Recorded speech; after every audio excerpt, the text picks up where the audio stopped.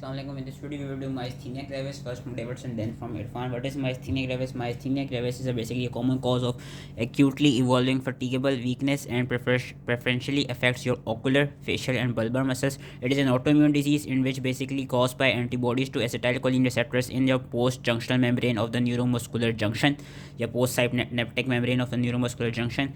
And ये है कि इसमें हमारे पास देखा गया कि around 50% of the patient this disease इस क्या कहते हैं these patients have association of thymoma, and rest of the patients 85% of the patients they have thymic follicular hyperplasia. and कुछ drugs हैं like penicillamine, aminoglycoside या कुछ quinolones, fluoroquinolones जो कि इस चीज़ को further exacerbate कर सकते हैं. clinical features क्या हैं? clinical features ये कि usually occurs between the ages of 15 to 50.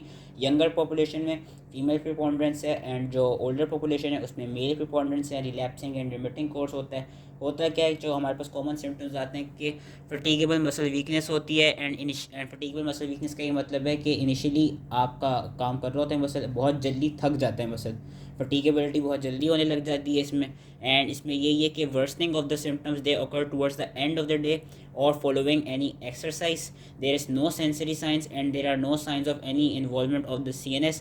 जो फर्स्ट एंड इनिशियल सिम्टम्स होते हैं that is your intermittent ptosis और diplopia, and then gradually weakness of chewing, swallowing and speaking and any limb and weakness of any limb movement.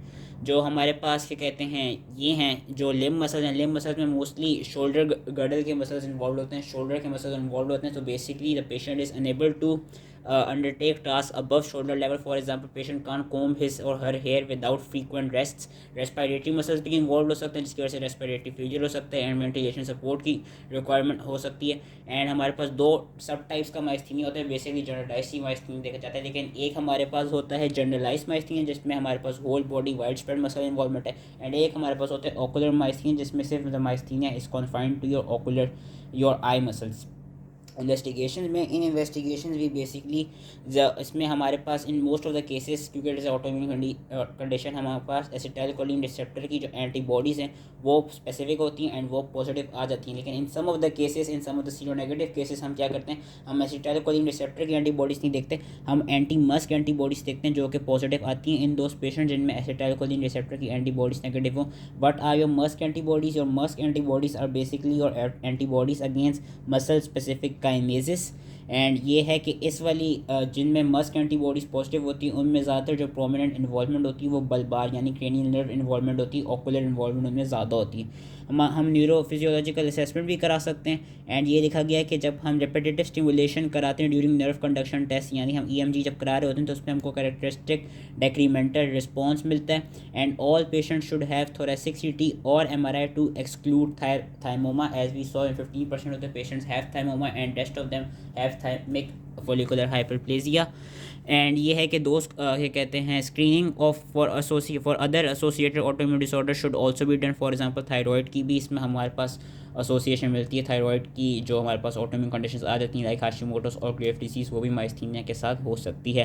And हम एक और जो test जो कि अब रूटीनली नहीं करते पर पहले करते थे Tensilon test. In Tensilon test we basically inject your intravenous injection of short acting acetylcholinesterase edrophonium bromide. उससे होता कि उससे for short period of time या उससे इनिशियली विद इन 30 सेकंड जो हमारे सिम्टम्स हैं वो इम्प्रूव करने लग जाते हैं because it is an acetylcholinesterase. Management क्या है? जो मैनेजमेंट है इसकी management is basically done by your acetylcholinesterase drug जिसमें हम फिरिडोस्टिग्मीन यूज़ करते हैं. एंड इसमें देखा गया इसमें कभी कभी हमारे पास माइस्थीनिया क्राइसिस के सिम्टम्स आ सकते हैं. माइस्थीनिया क्राइसिस जो बेसिकली माइस्थीनिया वाले सिम्टम्स हैं वो फर्दर एक्सैसरबेट कर जाते हैं with your bulbar and respiratory failure. तो उसके लिए हम जो प्रॉम्प्ट एक्यूट इम्यूनोथेरेपी करते हैं we can do it by either giving your IVIG intravenous immunoglobulin और by your plasmapheresis your plasma exchange. Supportive respiratory care भी हम प्रोवाइड कर सकते हैं. थाइमोमा के लिए हमको जो थाइमेक्टमी वो करानी चाहिए.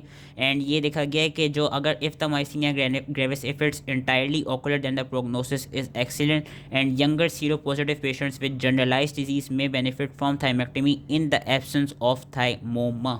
अलग से इन्होंने यहाँ पे जो टेबल दिया हुआ है टेबल में बेसिकली उन्होंने यही बताया है कि क्या क्या हम इम्यूनोथेरेपी करा सकते हैं। जो एक्यूट है, एक्यूट एमरजेंसी की स्टेट में हम IVIG या प्लाज्मा एक्सचेंज कराते हैं। लॉन्ग टर्म देखा जाए क्रॉनिकली हम ग्लूकोकॉर्टिकॉइड ट्रीटमेंट यूज़ कर सकते हैं। हम फार्माकोलॉजिकल इम्यूनोसप्रेसेंट ड्रग्स यूज़ कर सकते हैं लाइक एजाथायोप्रीन, माइकोफिनोलेट, मोफिटिल और rituximab. And we can do thymectomy which is क्या कहते हैं which should be considered in any antibody positive patient under the 45 years with symptoms not confined to extraocular muscles unless the disease has been established for more than 7 years. So that was from Davidson. Now we will do it from Irfan.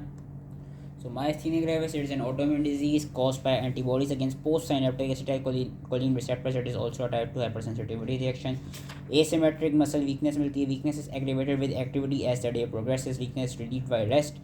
Ptosis and diplopia due to fatigue of extraocular muscles are the first symptom. Signs में हमारे पास deep tendon reflexes normal होते हैं, papillary response भी normal होता है, sensory abnormality कोई नहीं होती एंड ऑटोनॉमिक डिस्फंक्शन भी नहीं होती। अफेक्टेड एज ग्रुप ये कि 5 से 45 के दरमियान यूजली देखा जाता है, लेकिन जो यंग होते हैं, यंग में फीमेल्स एंड ओल्डर में ज़्यादातर मेल्स अफेक्ट होते हैं। It is associated with 65% individuals, it is associated with thymic hyperplasia and in 15% individuals it is associated with thymoma. Diagnostic test जो कि रूटीनली यूज नहीं होता वो है टेंसिलॉन टेस्ट के intravenous injection of edrophonium bromide से जो there will be rapid improvement of the symptoms within 30 seconds. Electromyography most accurate test, इसमें हमारे पास decremental response मिल रहा है to repetitive nerve stimulation and antibodies में हमारे पास acetylcholine receptor antibodies पॉजिटिव होती हैं मोस्ट केसेज में। जिन केसेज में नेगेटिव हों उन केसेज में हम एंटी मस जो हमारे पास anti muscle specific kinase antibodies थी वो हम कराते हैं एंड वो तभी हमको पॉजिटिव मिलती है जब हमारे पास बल्बार इन्वॉल्वमेंट यानी क्रेनियल नर्व के इन्वॉल्वमेंट हो, ऑकुलर माइस्थीनिया ग्रेविस हो रहा हो। ट्रीटमेंट के लिए हम जो एंटीकोलिनेस्ट्रेस एजेंट देते हैं जो कि बेस्ट इनिशियल थेरेपी होती है उसमें हम पीरियोडिस्टिकमीन देते हैं जो get prolongs the duration of action of acetylcholine at neuromuscular junction. Immunological treatment में हम एक्यूट एमरजेंसी ट्रीटमेंट में हम प्लाज्माफेरेसिस या IVIG। क्रॉनिक ट्रीटमेंट हमने पीछे पढ़ ली थी, हम उसमें क्या कहते हैं प्रेडनिसोलोन दे सकते हैं या और कोई स्टेरॉइड दे सकते हैं। हम इम्यूनोसप्रेसेंट्स करा सकते हैं विद आइजाथायोप्रीन, साइक्लोफॉस्फेमाइड, माइकोफिनोलेट, मोफिटिल और रिटुक्सीमैब। एंड हम थाइमेक्टमी करा सकते हैं अगर तो थाइमोमा पेशेंट को या ये हो कि वही जो पीछे लिखा हुआ था कि antibody positive patients less than 45 years plus symptoms not confined to extra ocular muscles और और द सिम्टम्स कन्फाइंड टू और extra ocular muscles involvement with disease established for more than 7 years उनमें हम थाइमेक्टमी कराते हैं। माइस्थीनिया क्राइसिस क्या होता है? Myasthenia crisis is exacerbation of the myasthenia with severe weakness and it's lethal and इसकी जो लीथल कॉम्प्लिकेशन है उसमें रेस्पिरेटरी फेलियर एंड एस्पायरेशन आ जाता है। उसमें भी हमको टेंसिलॉन टेस्ट जो है उसमें हमको नज़र आता है कि इंप्रूवमेंट मिलती है सिम्टम्स की एंड उसकी भी जो ट्रीटमेंट है वो हम IVIG या प्लाज्माफेरेसिस एंड साथ में हम इम्यूनोसप्रेशन कराते हैं विद ग्लूकोकॉर्टिकॉइड्स। कोलिनर्जिक क्राइसिस क्या होते हैं? Cholinergic crisis are basically due to overdose of the anticholinesterase drugs. इसमें हमारे पास muscle fasciculation, paralysis, pallor, sweating, excessive salivation and constricted pupils आ जाती हैं। इसकी ट्रीटमेंट यही है कि हम विड्रॉल करा दें उस एंटीकोलिनेस्ट्रेस ड्रग का एंड हम एंडोट्रेकियल इंट्यूबेशन करा दें if respiratory paralysis occur. And lastly यहाँ पे इन्होंने यही बताया हुआ है कि जो माइस्थीनिया ग्रेविस है that is associated with thymoma, so all newly diagnosed patients should undergo chest CT to evaluate for thymoma and resection of thymoma can be curative in up to 85% of the cases. So I hope ये समझ में आ गया हो and thank you.